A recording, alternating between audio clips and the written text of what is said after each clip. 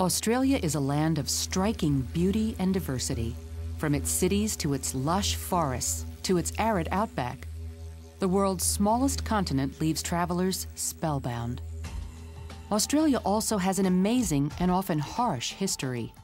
The first settlers, called Aborigines by Europeans, arrived thousands of years ago, probably from Southeast Asia.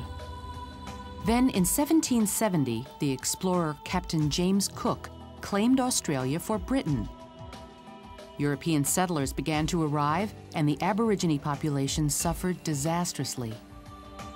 Surprisingly, most of the first European settlers did not come to Australia voluntarily.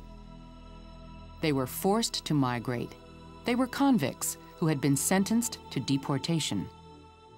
For years, British courts had sent convicts to the American colonies, but that destination had been eliminated by the American Revolution and American independence. As a result, British jails began to overflow with prisoners.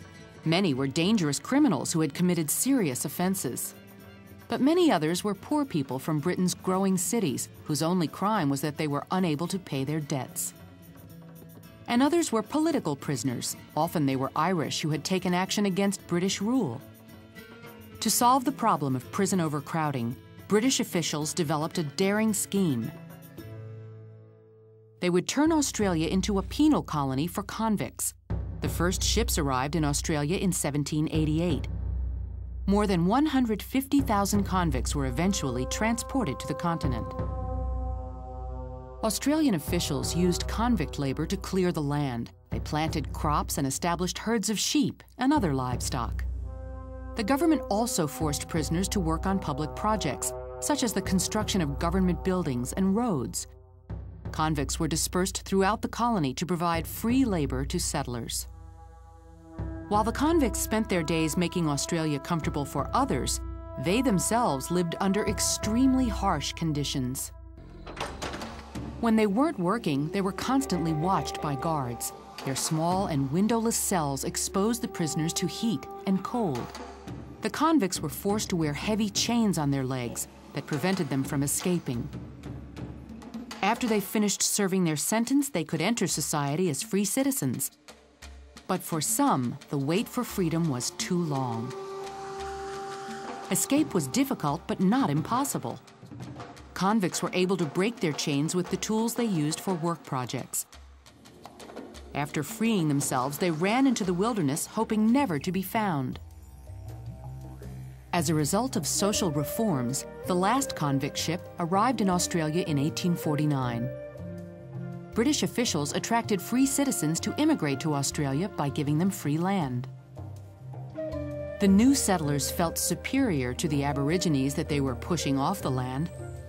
They also looked down on the convicts and former convicts who came before them.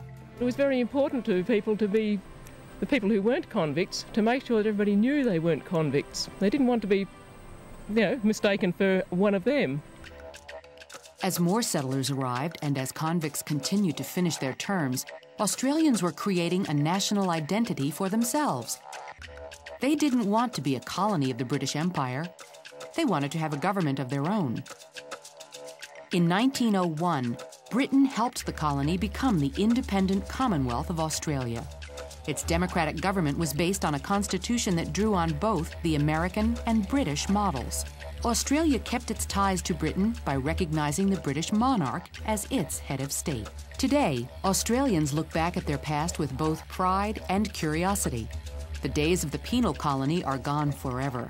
But Australians remember the men and women who were forced to migrate to Australia on prison ships, who cleared the land and built the cities. They and their descendants remain an enduring part of every Australian's heritage.